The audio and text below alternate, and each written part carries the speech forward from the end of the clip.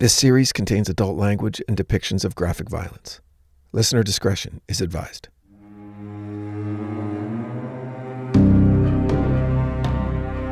I hope all of you had a great holiday. Sorry this episode is a little late, but I was busy, hopping from barbecue to barbecue and participating in that great American July 4th tradition of trying to find parking at the local fireworks display. Plus, I was researching major UFO sightings, and I remembered one that I was first exposed to almost a year ago, and it was very surprising for several reasons. The first is that I heard the story straight from the horse's mouth, as it were, and it was in the middle of a sports show. So HBO's Hard Knocks is simply amazing television. The access they get to pro football teams, the camera work, the writing, and of course, the legendary voiceover by veteran actor Liev Schreiber. Last year, the show chronicled the training camp for the New York Jets, who had sky-high expectations entering the season, having acquired three-time MVP and future first-ballot Hall of Famer Aaron Rodgers. Then, his Achilles exploded on the third play of the very first regular season game, and the season was instantly ruined. Now, I admit to thinking Rodgers is a bit of a clown with all of his woo-woo stuff, but that's just me, and you can't argue with his results. But getting to see more sides of his personality in the show actually made me really like the guy, and even forgive him for some of his more selfish behavior in the past.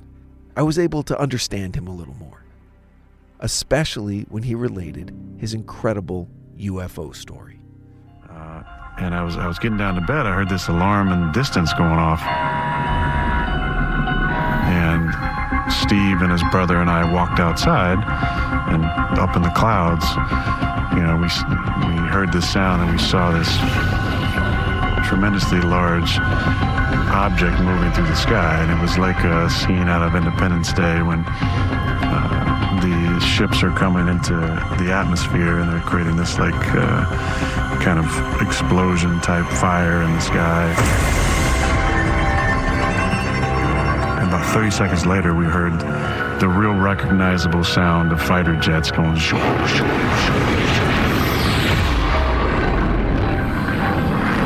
But yeah, Steve and I, great friends, teammates, and also witnessed whatever the hell it was. I don't know, but it was definitely unidentified. It was definitely flying. It was definitely a large object. Now, to be fair, Aaron Rodgers has never been shy about making strange, often spurious statements to the press. But he had two other guys with him that saw the same thing. This could be and should be considered a mass sighting event. And the craziest part of the story for me is the Air Force jets that went screaming by in pursuit of this thing. The Aaron Rodgers UFO sighting obviously has nothing to do with his politics or his spiritual beliefs or his stance on medical issues or his ability to throw a football for a team you love or a team you hate. His eyes work just fine. And most importantly, again, he had people with him who saw the same thing. Welcome back to The Devil Within. You're listening to Top 10 UFO Sightings, Part 2.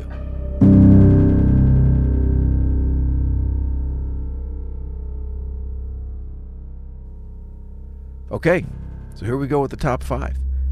Most of these are very credible reports because they involve our own military when it comes to the actual reporting of the events. Our radar, our aircraft, our personnel. And the fact that this information has become public is a story unto itself, as it speaks to the easing of restrictions when it comes to government transparency regarding UFOs and how the phenomena relates directly to our own national security. Does it mean we have nothing more to fear? No. It just means that some of these occurrences are simply undeniable, and there's only so many times that swamp gas reflecting off a weather balloon will satiate the public's demand for answers. Are we in imminent danger? Maybe, but probably not. Where my mind goes is this all a distraction? Is the U.S. military releasing stories and radar footage of some pretty incredible events just to keep us busy? Are there other, far more serious things happening regarding strange objects in our skies that we, as a populace, just wouldn't be able to handle? almost certainly. Number 5. So in 2017, it was revealed that the US military had a secret, kind of shadowy program called the Pentagon's Advanced Aerospace Threat Identification Program. Supposedly, it lasted from 2007 to 2012. There were never any specifics shared as to exactly why it was established. Apparently, there were threats that, needed to be identified, or why it was shuttered.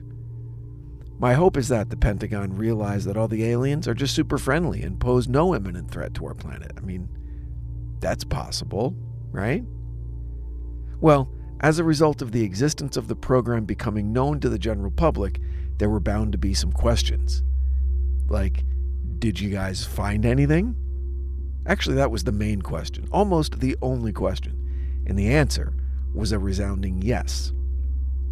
In 2015, in a designated training area off the northeast coast of the U.S., an FA-18 Super Hornet was able to track what they're now calling a UAP, unidentified aerial phenomena, and this sucker was fast. Faster than our Super Hornet, shaped like a 45-foot-long tic-tac, oval with smooth sides, no wings, nothing to create lift, nothing to manipulate wind resistance to enable steering. Oh, and no heat signature, nothing that would create propulsion, at least in our technological understanding. And the pilot of the Super Hornet tracked it for a few minutes at 25,000 feet and watched as it rotated on its long axis, like a drill bit. Huh? Like what I saw in Los Angeles decades earlier, except mine was square. Number 4. Okay, this one is probably what led to that shadowy threat identification program over at the Pentagon. This was in 2004, off the coast of Southern California.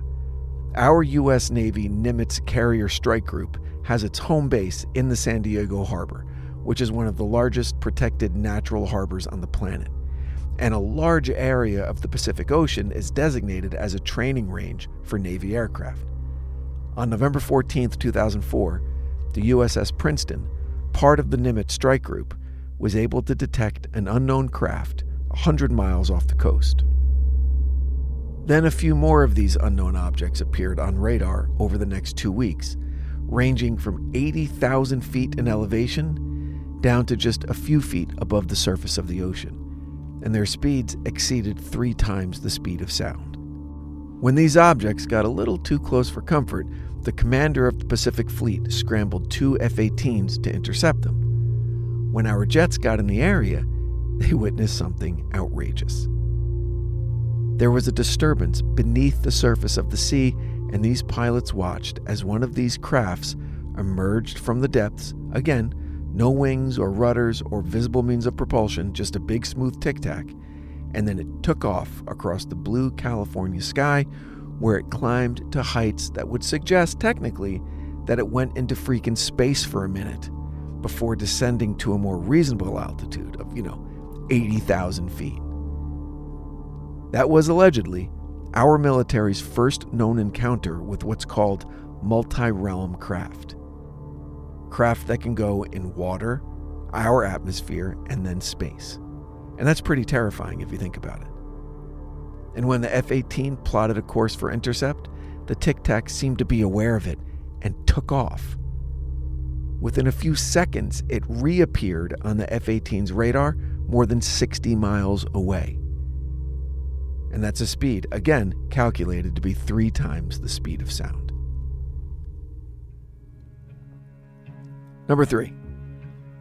I've spent far too much time in Chicago's O'Hare International Airport. If you've been there, you know that despite the beautiful surroundings and the magnificent city of Chicago just a stone's throw away, the airport is massive, especially the United Airlines terminal. United Airlines calls Chicago home, and their service usually spans 2 massive terminals approximately 1,000 miles apart.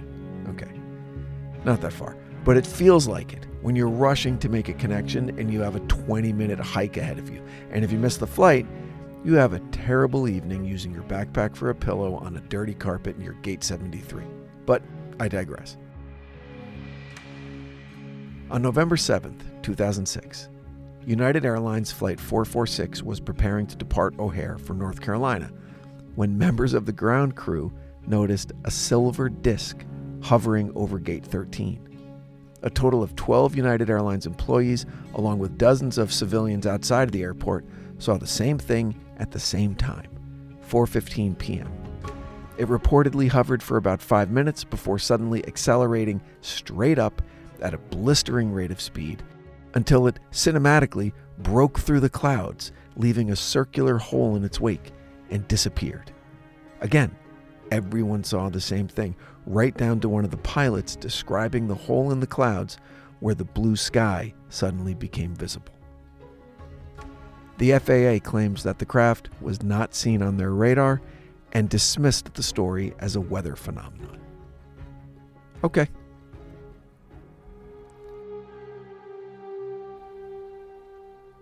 Number 2. In November of 1986, a Japanese Airlines 747 cargo plane was flying at night over the vast wilderness that is the U.S. state of Alaska.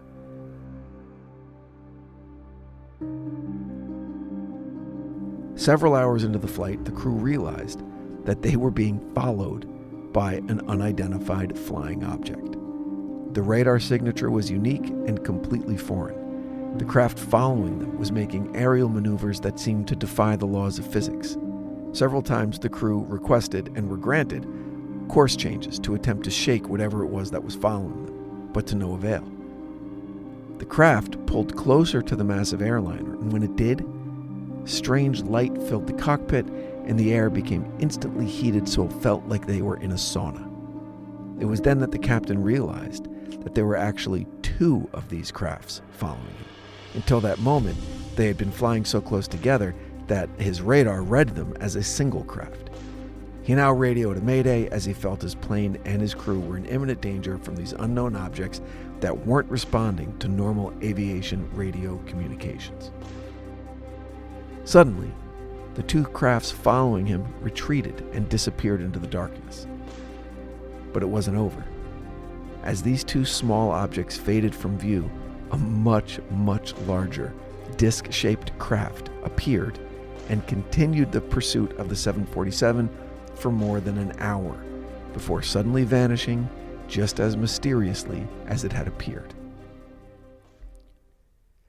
Many government agencies became involved with the subsequent investigation, namely the FAA, the FBI, and the CIA, and it was concluded that the radar data collected was our first verified recording of a UFO. When asked, however, all agencies deny any such investigation ever took place. Number 1. I realize that, it's impossible to have a list about UFO stuff and not include the granddaddy of them all. I'm speaking, of course, of the Roswell incident. I also realize that I'm not following my own rules. Roswell wasn't a mass sighting event. It wasn't even a sighting, really. It was allegedly a crash followed by an alleged recovery of artifacts, including, some say, bodies of aliens, one of which was supposedly still alive at the time. Still, it's become part of the American cultural landscape, and it straddles an interesting fence between conspiracy theory and potential first contact. Officially described as the crash of a U.S. Army weather balloon in June of 1947, however, it was the Army itself that released a statement that it had collected a crashed flying disc, a public statement from the Army. That statement was retracted a day later, and the balloon story replaced it. So a member of the military that was involved in the recovery and spent tons of time at the crash site, as well as what would later become Area 51, made a claim more than 30 years later that the balloon story actually was a cover-up, and they had indeed recovered material of extraterrestrial origin. So what was the purpose of this? Well, we want to reverse engineer that technology. Were there aliens aboard the craft? Did an alien autopsy actually occur? The Roswell incident has grown so complex over the decades that it's kind of developed a life of its own. It's simultaneously the repository of any conspiracy-related grievance, but it's also the catalyst for a potentially world-changing alien contact story. If you're into maybe hearing some completely terrifying, interesting, and mind-blowing stuff, listen to Bob Lazar on the Joe Rogan podcast and judge for yourself. Thanks for listening. Make sure you're following The Devil Within wherever you get your podcasts so you never miss an episode. You can also follow our socials at The Devil Within Pod on Instagram, Facebook, and YouTube. Until next time, keep your eyes on the sky and stay safe out there. The Devil Within is a Cloud 10 Media production, recorded live at Bel Air Studios in Los Angeles, California. Written and produced by Brandon Morgan. Executive produced by Sim Sarna. Our post-production supervisor is Bruce Whitkin, who also provided original music for this episode. For The Devil Within, I'm your host, Brandon Morgan.